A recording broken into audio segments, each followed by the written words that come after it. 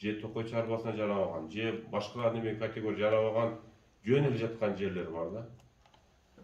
Бизде мына мамлекеттик запастагы жер, Зулум ака жакшы билесиз. Канча деген жерлер бар. Тартып туруш карта. Мына жерден акса карап кетип барсаң, мына бардык эле жер куруп жатат. Ушуларды көгөртсөк, ошондо айыл чарба министрлигине бардык рахмат айтат да. Ошон үчүн бардыгыбыз жакшы ниет кылайлы. Кудай кааласа, Абдулла Ташевич бактабат кылып, биз эми бакка өтүшүбүз керек бардыгыбыз. Азыркы замандын талабы, толук мүмкүнчүлүктөр бар. Жаңы заманга жанагындай чет мамлекеттен жакшы көчөттөр келип, ошоларды эгип, түшүмү көп бере турган көчөттөрдү алып келип, эгип, мындандай мен айыл өкмөт болуп турганда ошол Кукон Гилаздын мекени кылайын дегенде бул жерди Абдулла Ташевич. Кукон Гилазды адамдар самолетко 50 кило алып ташып атат Кытайга. 50 кило алып барып пайда көрүп келип атат адамдарчы. Эгерде ошол жерден биз 100 гектар, 200 гектар Кукон Гилазды шерден чыгарып ала турган болсок, эң чоң рынок шер болот, Достук айыл өкмөт болот. Кудай кааласа жакын 5 жылда. 1 тонна Кукон Гилаз алса 200 сомго чейин. 5 тонна Кукон Гилаз алса 300-400 сомго чейин. Эгер 10 тоннадан арака жанагы клиенттермен сүйлөшө турган болсоң, бизден 700 сомго чейин алат. Ошон үчүн мисте деп атат. Былтыр бир иранец келди. 100 гектар мисте жер бериле депчи. Кийин барып ковид болуп калып, ден соолугуна байланыштуу келе албай атат. Жакында келет. Жылда болот экен мисте. Биздин жак Кудуктагыдай мисте эмес. 5 жыл, 6 жылда бир болуп турган. Интернеттен көрдүк. Тамчылар туз немеси менен жылда килограммы 600 сом, 700 сом бир кило. Биз ошондой жаңы технологияга өтүшүбүз керек. Биз эскини арканы карабастан алдыда жаңылануу болуш керек, өзгөрүү болуш керек. Мындай инсандар мынакей бактабат кылып, мээнет кылып атат. Колдошулу. Биздин Ыйман Нур фракциясы мына ушу менен келгеним себеби ушул Абдулла Ташевичти колдоп келет. Биз Ыйман Нур фракциясы толук ушу бактабатты колдойбуз. Сөзсүз эми кыйынчылыктар болот. Аксакал, иштин башында кыйынчылыктар болот, бирок кийин өмөсү да болот тугандар. Өзгөрүү болуп 4-5 жылда мен айтам дайыма Абдулла Ташевич мындай көңүлдү чөгөрбөңүз. Сөз өзүрүн Мичурин деп неге аталган? Мичуриндер убагында мээнет кылган. Бардык өнүккөн өлкөлөр дагы ушундай кыйынчылыктан өткөн. Өтүп анан элдин ишенимине кирип, Кудай кааласа бактабат жакынкы 5 жылда жакшы жолго түшөт. Ушу Абдулла Ташевич келген жерге кайсы жыл келдиңиз? 2 жол келдим. 2 жол келдиңиз. Ушул жерде чоң өткөн. Ушундан кийин бизде да мындай идеялар пайда болду деп бак. Ишкиле экен. Түрткү болду ошо. Түрткү болду да. Чында? Уже түшүнүк болду да. Убакыт кантип каерден кыркат, кандай отурушсуз бите. Бир суроо да. Туста. Жана группа жакшы ачып койдуңуз, жана малина карагат. Абдан жакшы. Ушул ысык жерге кандай экен ушул малина карагат? Малина карагат ысык жерде жакшы көрбөйт. Мына эгерде верхний зоналар болсо 1500 метрден жогору жакка биз малина карагат ошолор сунуштайбыз. Анан кийин тоң түшпөгөн жерлерге поликарлик алмаларды да сунуштап да. Ошол ысыкты жамандап экен. Ошо терина иштеп кеткен. Сорту жок ысык жерге ылайыкташ. Сорту ысык жерге ылайыкташтырылган, к сожалению, жок. Баягыны көп расход кетип калат. Үстүнө баягындай опрыскиватель анандай коюп. Бирок силердин жериңер эми мындай да, сенин жериңер бадам менен мистени, Кукон Гилаздын жери, силер ушуга эле акцент кое бергиле. Мына мисте, Кукон Гилаз жок эле акцент койгула. Анан кийин эрте дасмия кылыш үчүн эрте, мисалы үчүн үсүкчүлүк болуп калат. Анан ошол маалда мындай 10 сотик, 20 сотик, 30 сотик жерге прикция деген өрүктү сунуштап атабыз. Ошону кадимкидей эгип, үстүн неме кылып баягындай каркас кылып, теплицаны кандай каркас кылып, үстүнө пленка жаап, Майдың башында бышырсаңар, ошонун баасы $6-7.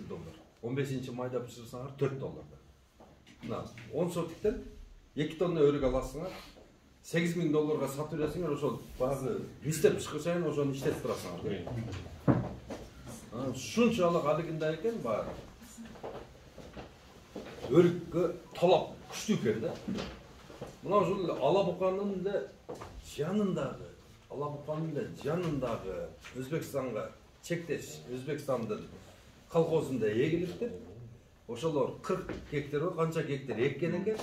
Ошолорго келип уже заранее 2 жыл.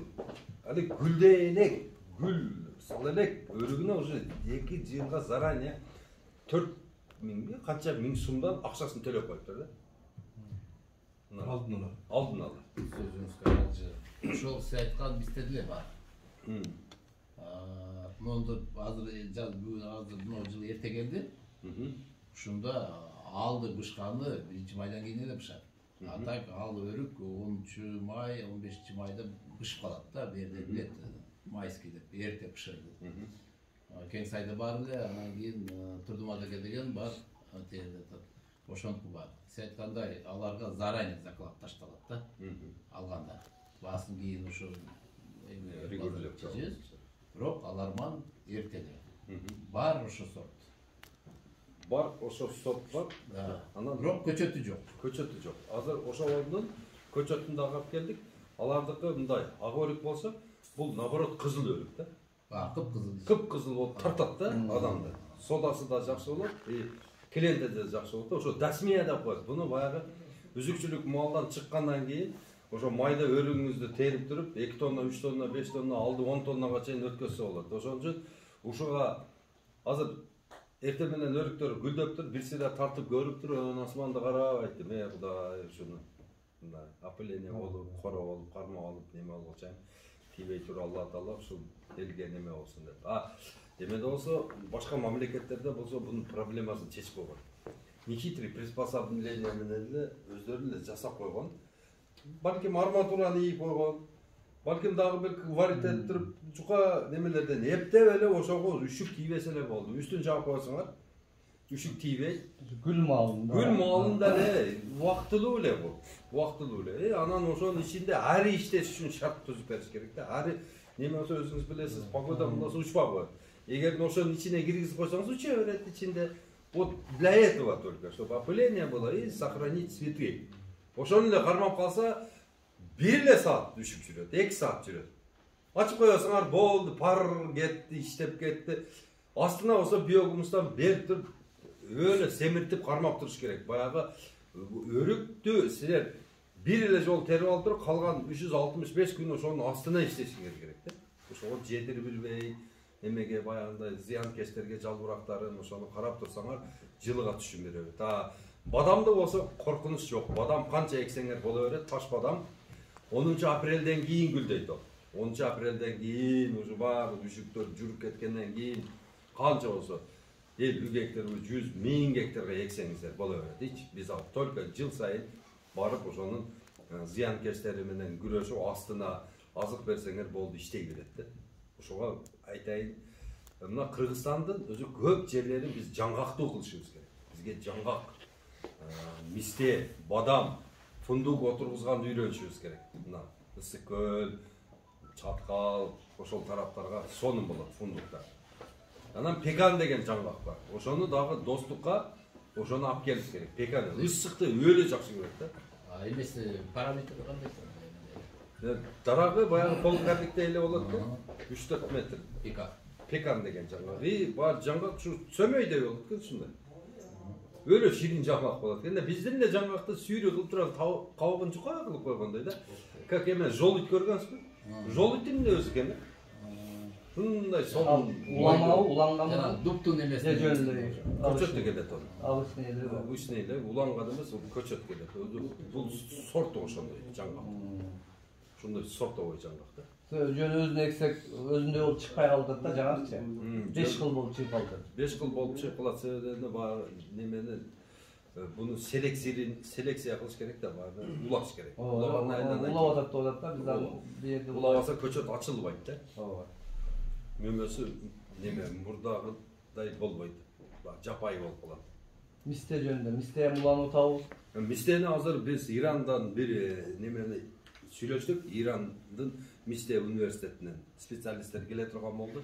Onlar aytты da biz dedi даже dedi o nemeni Misteni özübüz köçürбейбиз dedi. Köçürgöndө boldu Miste öletти.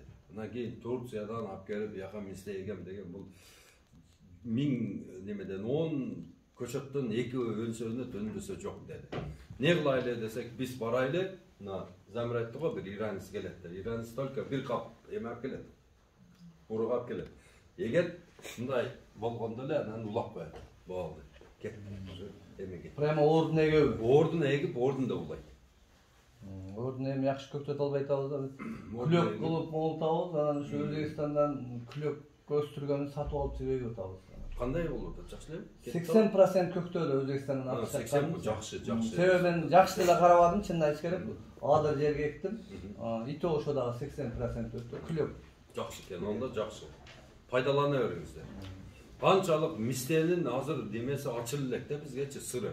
Badamlıkını açıp aldık, Almanlıkını, başkanlıkını açıp aldık. Miste'de biz Ayıyeva çavalı ekemiz seyredegende, действительно etkende Kırgızistan'ın bardığını top gele turganımızda bizde normalde bilgen ekili bala var eken. Biraz oşo Miste'nin üniversitetin bütken oşo bayağı Mederbek Canbayev bola turganımızda anan ekinisi bayağı menmeden bizmen iştegen oşol Ruslan Beknazarov oşol Türk üniversitetinin agrarный деп бүткөн экиле кадр бар экен. Мына ошого айтам, мен баламы азыр Москвада жакшы айлыкка иштеп аткан жеринен чыгарып алдым, ветврачтыкка. Чыгарып алып барып туруп азыр ошол Түркияга агроинженерияга окууга киргиздим. Кел мынаны окуу деп. Кимдин баласы бар? Мына быйыл бүтө турган, келирге бүтө турган, одон кийинки бүтө турган. Келгиле балдарды окутайлы ошо. Балдар окууну бүтүп келсе, эч кандай проблема болбойт да. Келет. Любой эмени ошо айылдын, райондун, республикасынын проблемасын чечет. Азыр бир Тайыр Эсеналиев деген энтомологубуз бар. Ошол эмени зыянкечтер менен күрөшө турган, илдеттер менен күрөшө турган бир эле балабыз бар да. Башка эч ким жок экен. Ошол целый айыл чарба министрлигине барып туруп тизип алып туруп анан мындай десең эч неме жок да. Билбейт. Ушул билмес байлар менен иштешип атабыз да айлашып. Ушундай болуп калды. 90 чыгаргандай гап болуп калат. Иә. Женева Эрли. Женева Эрли Женева берге солу болот. Эрли Женева, анан Гала Маст, анан Галабал, анан Ginger Gold деген жаңы алма чыкты. Биздин өрөөңүз Син өлөт да. Öyle. 1 iyulda Ginger Gold gözgöçü ama. Ginger Gold 1 olup pişmeret. Sen yazdın öyle. Oldu. En son satılası. Galaval, Galamaz, Erli Jeneva, anan Ginger Gold. Almadan 4 sort sizler göçerdi. En son olarak. Isık erte. Erte büşüp, anan keyin Qoqistan bayana köp bolup ötpey kalsa холодильникке жатып aprelge чейин туруp берилет. Bu sort güzgü sort da to'ralib. Жоқ, bular mes сезон. Ertegi sort Orta. Mes сезон деп коет да. Эртеде эмес, кечте эмес, ортосу. Erте sorttan qaysi sorttu sunuş Erte sorttan пока biz çapazak töөлөбүz, belki atlas almadayızбы? Пока эрте ошо майский алмалар чыга элек пока Түркияда. Себеби ушул бизге ыңгайлуу болду. Biz олорго сунуштарды неме айттык, сунуштарыбызды ушундай десек, хорошо биз аракет кылып көрөлү. Бирок деди, мына алма деди, ортодо бушаттагы деди, алма багы эрте пиширип алсаң, бизде алмалар олор круглый год холодильникте турат экен да. Алмасы жетет экен, ошол июлга чейин. Бизден да мүмкүнчүлүк жок, ошон үчүн бизге эртеги сорттан зарыл болуп атчы. Мейле, аракет кылып айтып көрөбүз. Анан туугандар ким көчөт жасап, көчөт баягындай асырап, өзү бул жерде көчөт чыгарып жүргөн көчөтчүлөр боло турган болсо, биз менен байланышкыла биз силерге тамырын, анан үстүн да калып берели. Ошол 20 сомдон тамыры, үстү анан 1 сомго ошондой болот. 21 сомго азыр биз $4 сатып аткан көчөттү өзүңөр жасап аласыңар. Тиги тамыры дегениңиз уругунан чыккан да. Уругунан чыгылган, а? Улайсың. Биз эми кокон biraz boyunca утабыз ишашыга. Балам ошо балам болот. Danagынан да чыгарып атабыз, анан немеден дагы. Бул неме уругунан чыкса деп атпын да. Бул клонирование менен чыгат. Клонирование. Инвитро лабораторияда ошол эле кокон гилясынын бир жалбырагын алып туруп ошодон жасайт. Специально ошо улаган үчүн жабайысы дейм ошо да? Жабайысын чыгарат дагы. Чыгарып туруп анан кийин элге сатат да. Ошону улап туруп анан поликарбонат кылып өзүңөр чыгара бересиздер. Биринчиден бул ооруга туруштук берет, ооруларга. Анан тамыры күчтүү болот. Анан кийин жанагынын немеси баягы сортту тандабай бир болуп, үстүнө эмне койсоңуз ошону өстүрө берет. Гилястын кайсы түрүнөн болсо. Баарын ала берет. Бардыгын ала берет. Ок тамыры болот. Ок тамыры болот. Себеби тиги данак менен көчөттүн айырмасы ошо ок тамырында болуп атат да, данактан чыккан бакубат болуп атат да. Данактан чыккан бакубат болот, бул болсо вообще эле генинен алынат. Бул вообще дагы Вообще күчтүү болот. Ошон үчүн аяктан келген көчөттөр жакшы болуп атканы ошол себептен. Инвитро лабораторияда клонирование менен чыгарат. Анан биз ошо тынбай эле бизге көчөткана керек, ошо 26 миллиард сомду сен туура эмес иштетип атасың Айыл чарба министрлиги деп биз ошого ушул 309-токтомду колдоп болгонубуз ошодон. Мына ошол акчага 26 миллиардты кооперативтерге бөлүп бербей эле ошол акчага 7 дубанга 7 питомник коюп берсе жакшы болот эле. 7 питомник болсо көчөт улаймын, андай мындай кыламын деген проблемадан кутулат элек да. Бардыгыбыз $1 көчөт алып мистеби бардыгын ушул жерде өзүбүз өндүрүп элге тарката берет элек. Эл ташка дагы бак кылып салат эле да. Арзан көчөт болсо. Ушуну сурап атабыз да.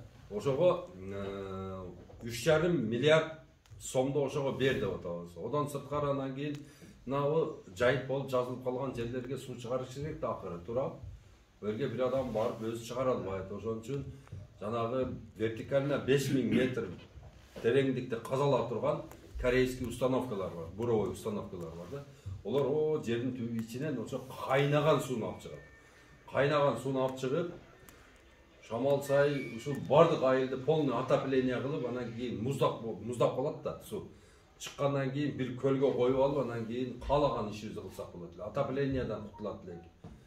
Көмүр жаккандан кутулат элек. Анан кийин ошо бир аз муздап калган сууну жерге көмүп баягында кара турбалар менен. Ошо жерди ысытып алып туруп, үстүнө жөнөкөй эле блиндаж кылып коюп туруп эле, ошол жерде помидор болгарский, дүйнө жүзүндө эң арзан помидор болгарский бадыраңды биз чыгарсак болот эле да.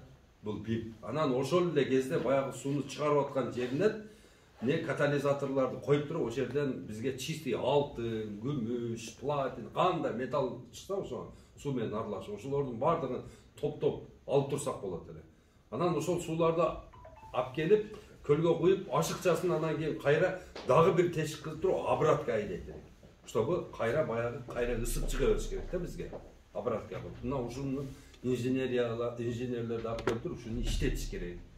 Бул баягы заманбап. Мына мисалы үчүн Зеландия деген мамлекет бар. Буну ушунчалык иштеткен бул термальный сууларды.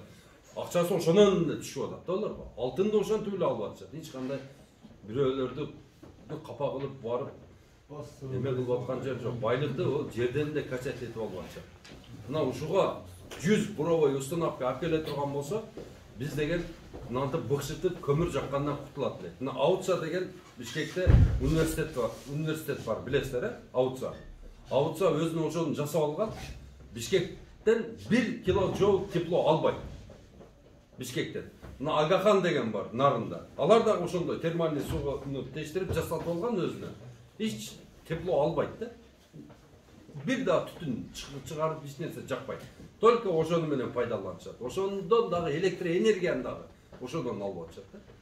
А биз болсо ошо өзүбүздүн жаныбызда турган эмелерди пайдалана албайт. Ысык суу Кыргызстандын дээрлик бардык жеринен ысык суу чыгат. Термальный сууларыбыз толтурат. Мына ошону пайдаланат элек. Ага деген 30 миллион берсе ошондой болот. А калган жерлерде мындай оңой олтоң суу келе турган кара турба менен чоң 1000дик, 2000дик турбалар менен суу алып келе турган бизде толтура мүмкүнчүлүк бар. Ошону пайдаланат элек.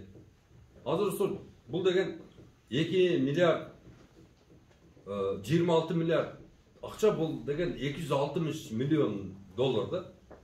Азыр ушул акчаларды башка эле бир немелерге бербесе болду. 2600 эле адам жыргайт да уну.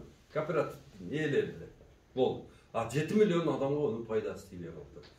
Ошол акчадан инвентура лабораториясы менен питомникке 35 миллион, анан 30 миллион буровойго, анан 60 миллион долларды мына барып туруп Эге университетине төгүп берип туруп, мына ушуга бизге не 4000 агроинженер окутуп бересиз деп туруп, ар бир райондон 100дөн баланы алып барып жерге окутушубуз керек. Мына ошол 4000 кадр келе турган болсо, бул жерде айыл чарбада, Кыргызстанда эч кандай маселе калбай калат. Эч кандай. Помидорду билгени келет, капустаны билгени келет, картошканы билгени келет, кайнолуну билгени келет, гилести билгени келет, жаңгакты, мистени бардыгын өзү классификациясын бөлүп окутуп туруп, кайсы жерге, кайсы чөлкөмгө кандай адис керек айтабыз, ошону окутуп берет. 5 жылдын ичинде олар келгенден кийин бул жерде Кыргызстанда бир кандайдыр баягындай экономический бум болот да. Тас этип от алып кетет бул дерсе. Азыр бизде акча, Кыргыз элинде акча азыр шунчалык көп. Кара Суу районунун өзүндө эле азыр 10 миллиард доллар консолидация ошол жерде топтолуп турат. 10 миллиард доллар. Бул Кыргыздын карызын 2 жол төлөп кое турган акча ошо бир Кара Суу району кармап турат азыр. Бир Кара Суу районунда ошол жердеги олигархтардын колунда турат. Ош облус боюнча вообще эле акча көп. Бизде акча көп. Акча көп, Кыргызстанда акча көп. Бизде ошол акыл менен эле тажрыйба жок болуп атат. Ушул бардык элдерди бирге ушундай жыргатып жашатыш үчүн бизге тажрыйба эле жок болуп атат да. Ошого 60 миллион долларды ошол акылга салыш керек болуп атат. Мына ушул 3 эле нерсени бизге кылып берип кое турган болсо, анан калган акчаны, калган ошол 260 миллиарддан ашкан акчаны 100 миллиондон ашык акча ашат экен, ошого анан каналга салыш керек. Кыргызстан боюнча 14 каналды казап турган болсо 1 миллион гектар жер дагы кошумча сугат болот. Азыр 700 миң гектар жер сугат го. Ошондо 1 миллион 700 миңге чыгат ошол саны. Мына ошол 260 миллион долларды биз мындай жөн эле мындай кылып эле кооперативтерге бербирдик да. Алар алды, аларда эмне өздөрүнүн акчасы ошончо олордунчу. Аларга жөн эле баягы медвежий услуга оказывать этип атат да мамлекет. Онун эч пайдасы жок. Ал акчанычы олорго болот колуна. Алардын бир машинесинин өзү эле 10 миллион болот, байбы? 10 миллион. Азыр 100 миң долларга 5 жети 120 миң доллар. Мына 12 миллион. Минип жүргөн машинеси. Олорго 20 миллиондон 30 миллиондон берип койду. Олорго эч кандай бул пайда деле алып келбейт да. Анан көрөк бул акчаны мамлекет башчыбыз өзү серьезно карап туруп, мына ошол 4000 баланы окутканы берсин, 100 буровой алып келип берсин, 7 питомник коюп берсин, а калганы каналга иштетип берсин. Болду. Мына ушуну менен анан кийин Кыргызстан өнүгүп кетет. 5 жылдан кийин Кыргызстанды тааный албай каласыңар. Мына 3-курсту бүткөн балдар келип атат, баягылар менен сүйлөшүп отуруп, биз олор билгенди, биз экөөнү же 3 же 2% эле билебиз да. Ошо 3-курстун балдары менен сүйлөшөбүз да биз отуруп. Туркияда окуп келген бал. Эми баягылар дагы 2 жыл окуп келгенден ол мээси толгон бир чоң адис келет да. Жүгөрүнү билет, сулууну билет, арпаны билет, гречканы, той чөптөрүн билет олар. 1 гектар жерде мисалы үчүн биз 2 эчкини тойдура албай турган болсо, олар 1 гектар жерден 10 буканы бага турган акылы менен келет олар. Акыл жеңет да, бар жок. Акыл, тажрыйба жеңет. А биз болсо баягы жабык эшик бияка ачыла турган болсо, бери ачылса биз түгүлтүп атабыз да. Эшик өзү бияка ачылат. Ошол эшикти ачып берет булар келип. Мына кире берем болду дейт да. Биз ошону бардык айылдагы балдардагы, айылдагы бардык адамдар ушуга умтулуш керек. Эмне кереги бар ошончо 60та жогорку окуу жайы бар экен. Бардыгынан сурасаң эле экономфак, юрфак, экономфак, юрфак, экономфак, юрфак, экономфак, юрфак. Бардыгы юрфакта окуйт, бардыгы экономфак. А болуптур эми бардыгы юристтер экен. Кумтөр менен бир юрист чыга албады күрөшкөн. Тура? Бир чычкандай бир кыз жүрөт. Ошо окуп койгон экен за границада. Ошол жөн ыйлап атат. А калган юристтер бар деп отурат. Ошону кумтөр бизди канча алдап кеткенин ошончо 200 миң экономист бар экен. Эч ким билбейт атпа, тура? Бизге мындай окуулардын кереги жок. Бизге айыл чарбага окутуш керек ошолор. Бардык канча жогорку окуу жай болсо бардыгы агрономияга окутуш керек. 76% эл айылда жашайбыз. Биздин проблемаларыбыздын бардыгы айылда. Ошон үчүн туугандарым айтам. Мына бак отургузуудан мурун эң биринчи баргандан кийин туугандар топуракты даярдай келе. Топурак бар жокту өстүрө турган, бар жокту эме кыла турган бул себепчиси топурак. Топуракка бардык элементтери жок болсо, ол күчөтүңөр өспөйт. Одан жакшы түшүм ала албайсыңар. Топурак даярдоодо биз вообще жокпуз да, эч нерсе билбейбиз. Топуракты даярдаса азоттон алып коебуз бир 10 кап, ана топуракты мен жайлайм деп. О азот. Деп азот деген баягы бир сүйүндүрүп туруп мына кылат да, ортосуна жеткизип таштап атат да. Дагы саласын кичине көтөрөт, дагы саласын баардан калсаң уулап аласың. Дарагың да ууланган, жериң да ууланган. Кийин эмне кыласың? Келерки жыл дагы барбак. Тамыр вообще жалко болуп калат, азот бере берсең. Барып туруп мындай болуп тоң бойлуу туруп калат. Тамыр бияка иштебейт. Жакшы дарактын тамыры кетет. Азык издеп, суу издеп. Жалко азот берип, неме менен карбоз бар жогунан бере берсең, тамыр бар топтолуп туруп, ушу түбүнө эле болуп калат. Бул азот менен бир 10 жыл иштеткенден кийин, анан кийин дарагыңа эч нерсе таасир бербей калат. Бир да жер семиткич. Ошон үчүн азыр органикалык жер семиткичтер органикага өткүлө дегенибиздин себеби дарак күчтүү болот. Мына дарактын түбүнө бир жылдык даракка 2 килограмм биогумус берсек, ол деген башкача өсөт. Тамырларын жайып, бутактары башкача болуп, мөмөсү да ширин болот. Жылдан жылга уже азыр бардык элдер органикага өтө баштады, тамак ашты. Кадимкиде эмесинде жазылып турат. Органически сделано нитратами туда-сюда деп. Европада уже бөлүп койгон. Мына Туркияда бөлүп атат. Бар бунун бардыгы бөлүнөт. Ошондо бизге келет. Органика издеп, органика тамак аш издеп. Европада магазиндер бөлүнүп калган. Жолдун берки бетинде мандарин 1 евро болсо, мына бетинде мандарин 4 евро. Сеники эмнесе? Меники кыктап чыккан. Органика чиринди деп чыгарганмын дейт. Мына бөлүнүп калды. Барып бизде дагы ошондой бөлүнүү болот. Мына азыркы келип аткан бардык конфеттер, бардык бизге келип аткан продукталардын бардыгы туугандар дүйнө жүзүндөгү эң арзан материалдардан жасалат. Эң арзан материал бул ГМО аралашкан геномодифицированный ушундай манипуляциялар болгон продукталар. Жүгөрү көп манипуляция кылып атат, картошкага көп манипуляция кылып атат. Шулардын бардыгы унга жасап атышат, будайга жасап атышат. Олар как ото чөптөй да, барып эле сейип коесуң. Олордун корушунда кереги жок. Олорго курт да түшпөйт, неме болбойт. Ошол сойлоктой эле өзүнчө күчтүү болуп өсүп туруп эле ошол будай. Ошондой боло берет. Анын деген продуктасы арзан болот. И базарда арзан сатылат. Ошону бардык конфет чыгарган, печенье чыгарган эмелердин бардыгы топтоп алып туруп ошону. Ошодон жасайт. Эң арзан. Эң кымбат продукта бизде. Себеби дегенде бизде ручной обработка, тракторный обработка, механический обработка, ошого туушар болгон үчүн биздин продукталар кымбат. Ошого кымбат түшөт. Иштөө берилгендиги үчүн. Ал жакта иштөө берилбей эле болуп атпайбы.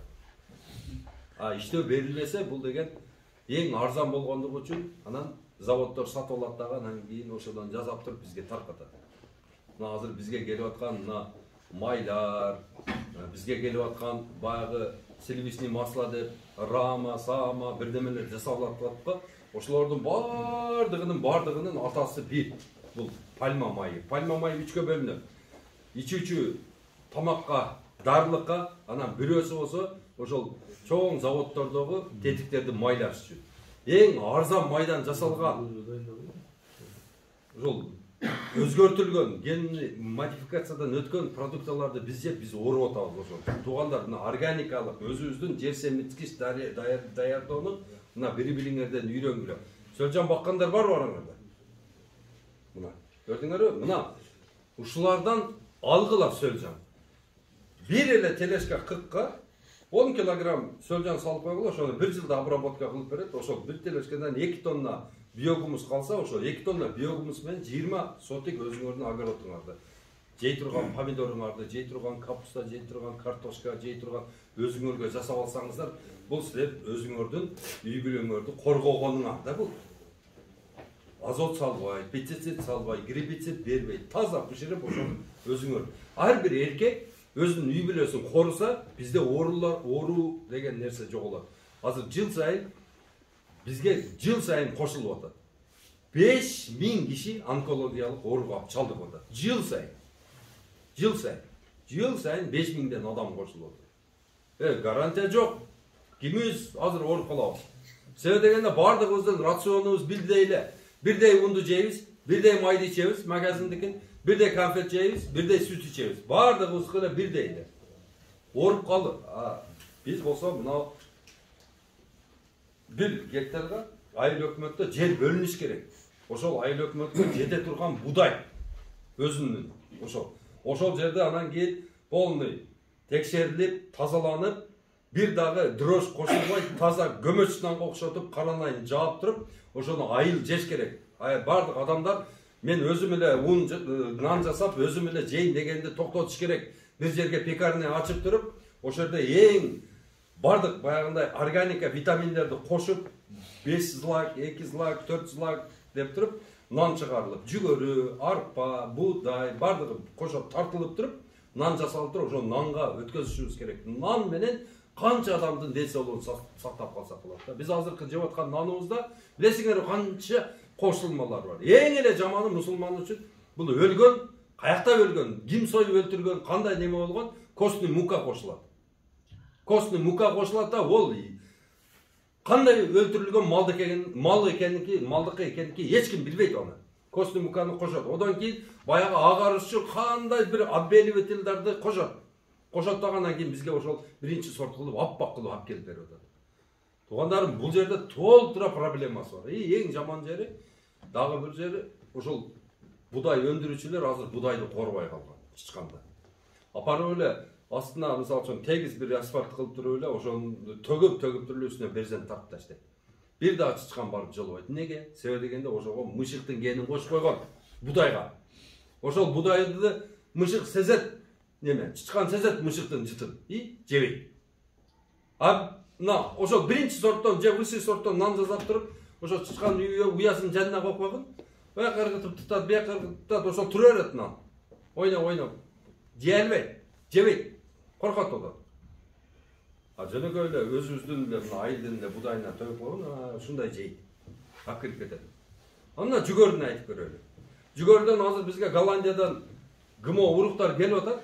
Аны биз сеп атабыз, 20 тонна түшүм алдым, окуй жыргадым деп атабыз. Тартып туруп, башка будай эмелерге тартып кошуп туруп, малыбызга буруп жедирип атабыз. Айласы жок жеп атат. Тоокту болсо тоокпа. Ошону биздин будайда анан жүгөрүнү, анан оодун жүгөрүнө чачкин айланып. Ошонду тоок биздин жүгөрүнү чокуп жеп коет экен дагы, ал жүгөрү сапсарың ол жерде калып кетет. ГМО тоок onu түшүнөт, жебейт.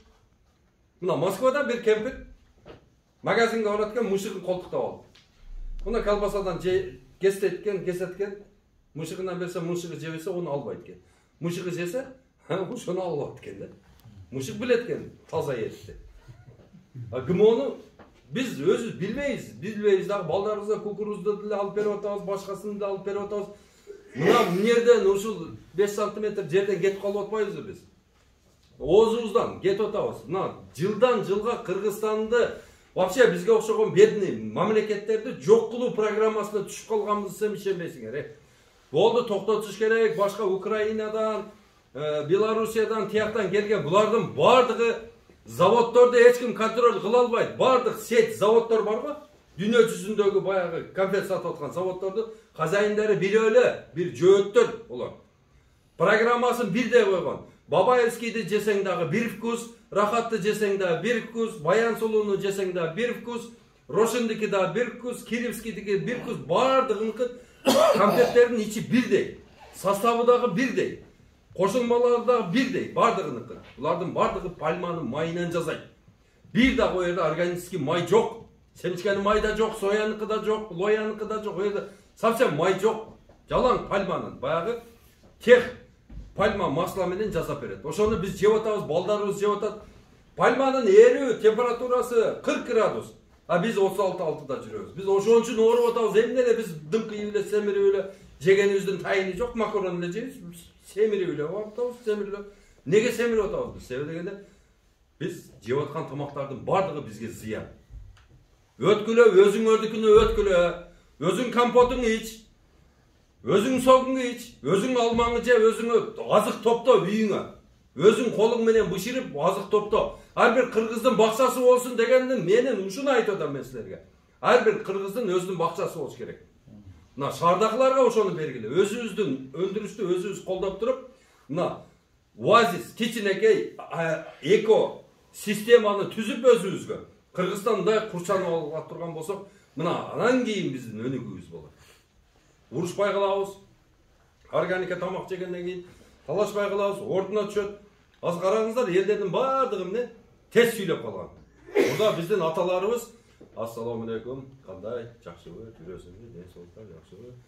Эмне, силер жакта кандайсыздар деп ойлонуп туруп, жок, жакшы деп тез жооп берди. Азыр болсо барды. Кандай, силер жакшыбы, жүрөсүңбү? Эмне кылдың? Каяктан? Деп эле ушундай сүйлөп калганбыз. Мунун бардыгы ушул жеген ичкенибиздин таасири. Ошон үчүн туугандарым, мына бактын философиясы ушул. Баг отургузуу, өзүбүздү өзүбүз тазалоо. Баг отургузуу, өзүбүздү өзүбүз коргоо. Баг отургузуу, экономиканы өстүрүү. Баг отургузуу, балдарды коргоо. Баг отургузуу бул целый ушул экосистеманы түзүү. Кыргызстанда ишке жарамдуу 2 миллион гектар жер бар. Баг отургузган. Отдельный. Эмеден сырткары. Мына ушул жерге биз 3 миллиард дарак отургузуп ала турган болсок, биринчиден мөңгүнүн эригени токтойт. Жаз жаздай, кыш кыштай болот. Мынтип баягында кышындасы кар күтпөйбүз. Өзүнөн өзү жай берет. Мына ушул бактар магнитный поле создавать этет дагы, ошол жерге осадка өзүнөн өзү түшө берет. Жамгыры дагы бардыгы өз убагында боло берет. Бул экосистема. Суулар өзүнөн өзү өзөндөр сууларга толот. Мурдагыдай бардык жерде шалбалар өрчүп, баягы жерде жашыл пайда болот. Мына ушул мурдагы жаратылышты кайра калыбына алып келтириш үчүн биз экологияны оңдошубуз керек. Жалпы эле кыргыз эли үчүн айтып коеюн, 2040-жылы өтө чоң кургакчылык келе атат Орто Азияга. Өтө чоң кургакчылык келе атат. Мына ушул кургакчылыкты 18 жыл мээнет кылып биз ошону кармап калышыбыз керек. 18 жыл тыным жок. Ар бир мусулман адам, ар бир кыргыз адам баг отургузуш керек. Жылына жок дегенде 10 баг отургузуш керек. Чоң организациялар болсо, мына келген акчалардын бардыгын не багка бериш керек. Келген акчалардын бардыгын. Мына биринчиден баг боло турган болсо, витамин арзан болот. Витамин өрүк, чапталы бардыгы, по сезону бардыгын жейбиз, иммунитет күчтүү болот. Ана фарм мафиялар азыркы. Түрктөр келип айтат да мага. Конокко келип калышат, Абдулла, эмне силер бардыңар ооруп чыгасыңар. Жок. Нормально эмес. Эмнеге дейт? Каждый 10 метрден бирден аптека дейт. Неге? Ушул бизнестерди бирөө алып атат демек. Анан кийин куруп атат булар. Содасы жүрүп атат демек булар. Эмне? Силер билесиңерби дейт. Бир эмеге түшүп калгансыңар дейт. Мафияга дейт да. Кандай мафиясы? Өндүрүшүңөр жок дейт. Бардык ГМОну алып келет дейт. Анан мыналар силерди айыктырган киши болуп туруп, силерди дейт булар дарылайт экен дейт. Булар дейт тандемде иштейт турбайбы дейт. Продукт алып келүүчүлөр, анан кийин ошо дарылоочулар дейт. Булар тандемде иштейт экен. Анан силерде ушул врачтарыңар да ушуга замешан дейт. Жалаң антибиотик дейт. Бизде антибиотикти дейт, алыш үчүн дейт. Толтура баягы врачтын заключениясы керек. Бизде болсо антибиотикти пол жуган сестра хозяйка деле берип коёт, туруп. Не болду? Бичинин чесин, ма деп ичирип коёт. Туруп. Аякта болсо дара алыш ушунчалык маселе экен да. Эмне кыласың деп, бул сенин ден соолугуңа зыян. Бул антибиотик ичишпе. Мындай кыл, ке онун көрөктү мына көк чай дамдап берели, же бир нерсе кылайлы, мындай башка альтернативасын карайт экен да. Бизде ондай эмес. Ошон үчүн туугандары биз чоң бир акча жасай турган бир мафиялардын колуна түшүп калганбыз.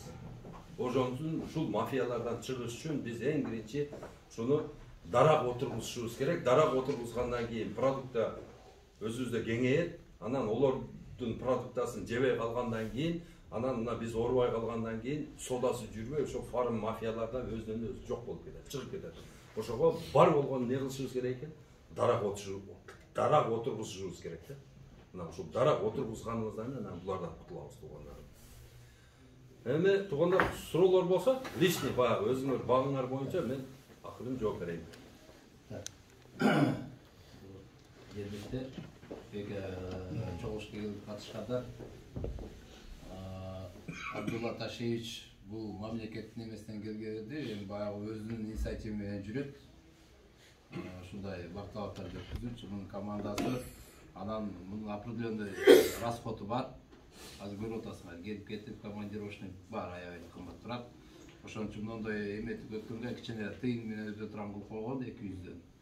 Неден азыр инвестик кассир кылып коеюн. Эмесин чогултуп, анан жардамчысына берип койсун. Бензин, башка чоң расход да. Тур инин, мына кемер балага жактан баштай бергиле. Мына беке сен ошо ишин бүтүрүп бер, анан калганда Суроолор берер. Өзүңөр ар бириңер бирден суроо бересиң. Мага мен ошого жооп берем. Аксакал, сизден баштайлы. Бисмилла. Эми ушу биздин өрөнгө алма көбөм неме болбойт, курт түшүпчү. Баягы айтканда ушу алманы сортторун айттыңыз, анан дагы ушуну тактап берсеңиз, анан гилязды окшоштуруп атабыз асыра. Жакшы улап өзүбүздүн оңдогон. Анан мисте жөнүндө. Ушу мисте дагы жакшы неме болду. Өзбекстанга жолдо коюп беришти. Все хорошо. Ушунун биринчиден эми өстүрүшүн өзүбүздүн мистерден аракет кылып атабыз, өстүрүп атабыз. Анан улашын ошонунчу. Алар улап атат, канча доллардан да өтсөт азыр болсо. Ушу мисте жөнүндө бир кеңири азыр мына бир жыл абалда чыкты деп атат Туркиядан. Мына жаңы вакытта барсаңарбы, калимдик неме болуп атат. Жаңы канча сомдон мистени 500 сомдон деп. Болупчу. Улайм дейт. Жок, көчөтү келип атат. Эми өзүбүздө чыгарышка мүмкүнчүлүк бар демекчимиз да, ушу мисте жөнүндө бир неме берсеңиз. Биринчи сизде баягы алма жөнүндө айтып кетсем, баягы Сортторун сразу жаздым. Галавал, Телефон сразу. Галавал, Эрли Женева, Галамас, анан Ginger Gold. Ошол. Мына үчөө кызыл алма, бирөөсү ак алма. Ак алма биринчи 15 күн мурун бышат.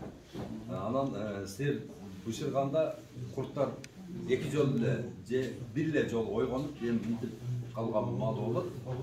Алар үспөт этпейт жеген. Алманы терип сатып бересиңер. Бирок алма жөнүндө айтып бердим. Анан алманы биз өзгөндө өстүрүп 65 сомдон сатып атабыз 1 килограмм. Ошол 1 тонна чыгабы, 3 тонна чыгабы, 5 сразу кетип атат да. 200 сомдон саткандарыбыз да болуп атат. 200 сомго чейин чыгарып саткандарыбыз да болуп атат да ушул алма. Бизде Галамас деген бар. Адан кийин ошол Эрли Женева, анан кийин Галавал, анан Ginger Gold деген жаңы келди. Мына ушуга көңүл бөлүңүздөр, ушуну отургузгула. Анан эме боюнча мисте боюнча айтып кетсем, жана айттым го, Ирандан специалисти келет деп. Ал айтат, ошол ордуна эгебиз. Ордунан чыгат, анан улап беребиз деп. Анан объем минимум 100 гектарга келишет. Биз азыр где-то аларга жумуш таап берип койдук 70 гектар. Бир жерден, анан бир жерден бир 300 гектар Баткенге эге турган болуп атат. Ошолорго Сулуу жер. жок. Кайрак жер. Кайрак жерге өздөрү чыгарып эгип улап Су беришибиз керек да бизге. Су бер, обязательно су бер. Тамчылатма су менен сугар. Ошонун немеси суу канча жылда түшүн берет? Булардын айтышы боюнча уже 3-4 жылы түшүнгө киргизет. уланган ошондой эле. Ооба. Уланып Берки келип 3-4 жылы түшүнгө кирет экен. Мисте Анда эми бир көбөйтөбүз. 2 гектар, 3 гектар жерге биз барып бөлө көчөттүн алып бергенде жакшы окшойт анда. Баягылар келип 2 гектар, 3 гектар бардык жерге эгет дагы улап кете беришет.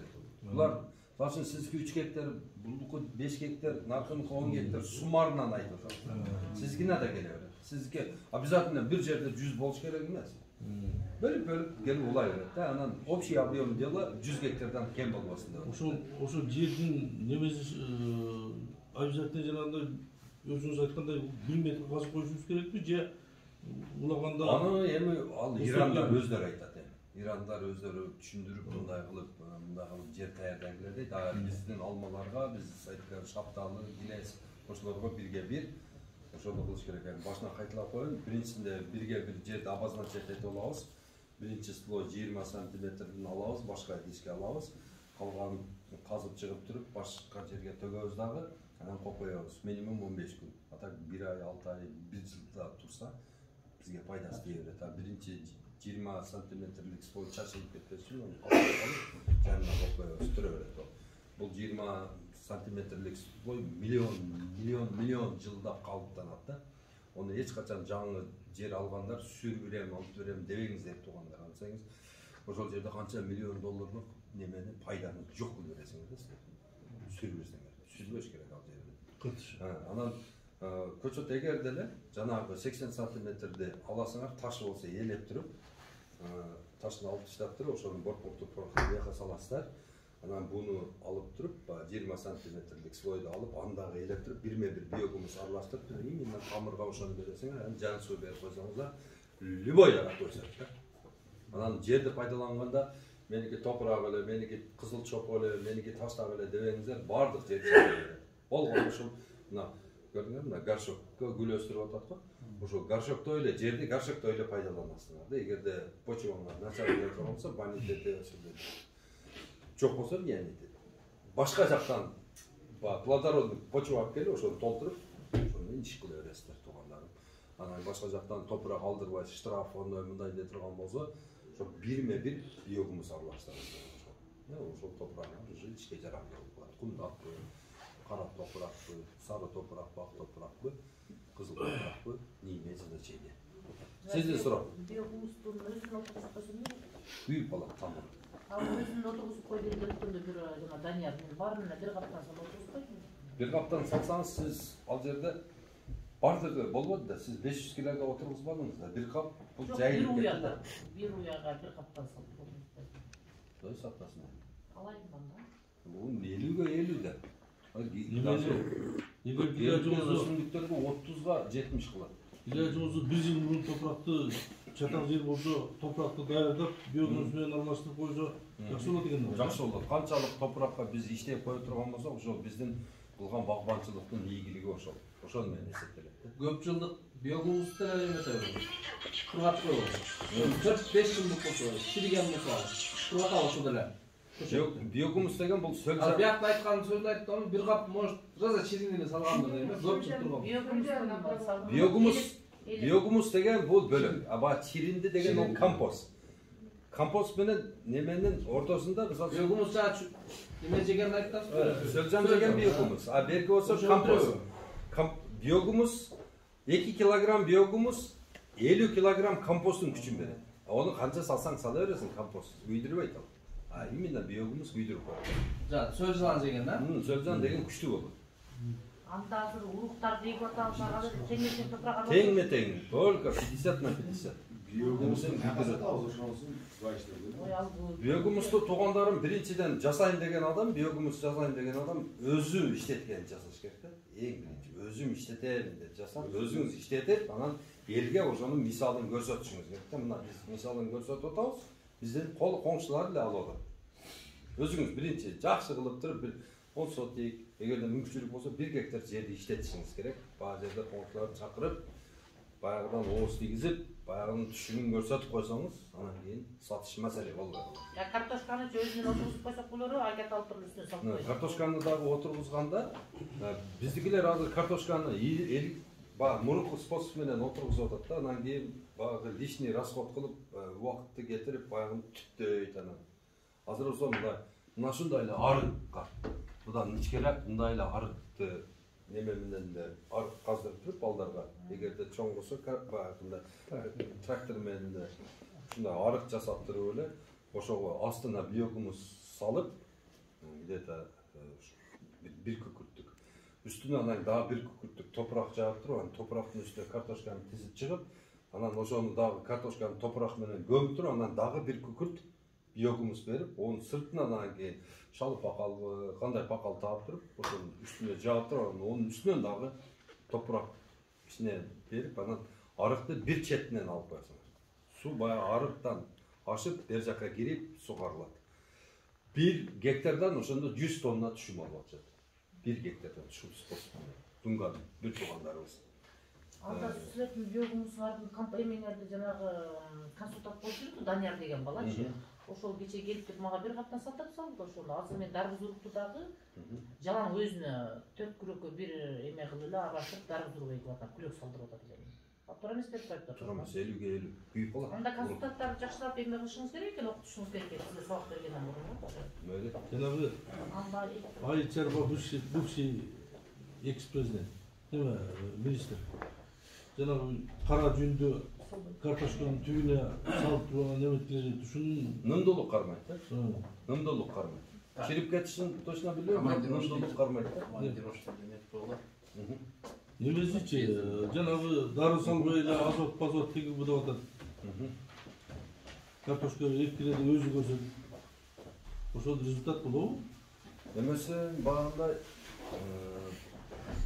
нымдулук кармаган жерин биз түшүндүк. Нымдулук жакшы кармайт экен, анан ошол жүн чирип кетишине мен жото түшүнбөдүм да. Эле биз көп жылдык багандай жерге көң койгон жүндөрдү кайра багандай чыгып калат да.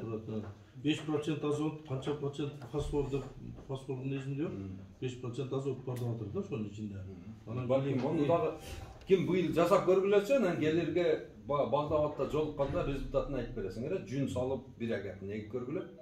Анан мына неме силерге туугандар дагы жазып койгула, Бишкекте гидрогел жасай турган неме чыгарган завод ачылды. Гидрогел. 1 килограмм гидрогел 200 литр сууну эми алат. Бир көчөттүн астына калган гилесе кетпей кайрак жерлерге да бул. Ошого 100 граммдан салып койсоңуз 20 килограмм сууну неме кампада бул. Кармап тура берет тамырдын астында. Постоянно. Баягы Саратанда памперстин ичинде турган ошондо. Ошого окшош материал экен, одан күчтүүрөөк экен да. 20 неме 1 килограмм 200 литр суу эмет экен. 100 грамм жетет да бизге. 20 килограмм неме 20 литр сууну эм сактап турса, Саратанда особенно бизге өтө пайдасыз дейт да Саратанда. анда ошондо канча бир гектарына канча алабыз? Ар бир түп чыга дарак. Ар бир түп чыга дарак. Келдин сомун кайсы жерден кантип пайдаланышка болот? $16 экен Бишкекте экен. Мен телефондорун таап туруп баягы достук айыл неме балкондарына таштап коймун. Номер жазгыла мерген. Эгерде керек болсо 0550 20 Бак гүлдөп туруп түштүктөр болот да гүлүн. Эмне багалы? Кокон гилес. Кокон гилеске драгана желтый алып келип, учуна улаңыз, анан жанына да көчөттүн эгиңиз. Кызыл чотур гилес эгиңиз. Же драганадан алат, же кызыл чотур гилестен алат. Кызыл чотур гилес бар. Значит, драгана желтый керек экен. Кызыл чотур экен, сары гилес эгип коёбуз. Экон тең эгиш керек экен. Бир гилестер кызыл чотурдан алат экен, бир гилестер драганадан алат экен. Жанагы гүлдөп турган убагында бөчөткө бакка суу бериш керекпи, бербеш керекпи? Берип эле коюш керек. Ону гүлдөп атканда уже өзүнө нымдуулук гүл таштагандан анан берет. Нымдуулугу нормальный, ажо жакшы болгондо гүлдөйт да. Бардык дарактарга жооп бере бересизби азыр? Билбейм, мен айтымчы. Анардычы, анарды кайсы маалда сугарабыз? Түйүп туруп эле таштап берген.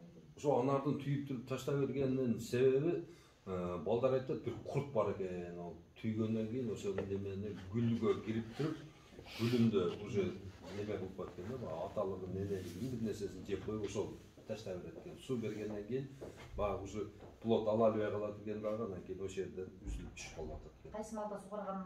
Ону билбейм. Суу жок бар, чаңкаганы билип эле сугарабыз. Бөчөткө обязательно неме чилде суу бериш керек да дарактарга. Чилде суу бергенде дарактын тамыры суу ичпейт бәрі. Ол баягы бетиндеги курт кумурскаларды эле гана жок кылыш үчүн профилактика да бул. Жөн профилактика. Жана өрүктү кайсы сорт дедиңиз? Приция. Приция, Магадар. Төртөө бар. Рубиста деген. жок, жана кызыл.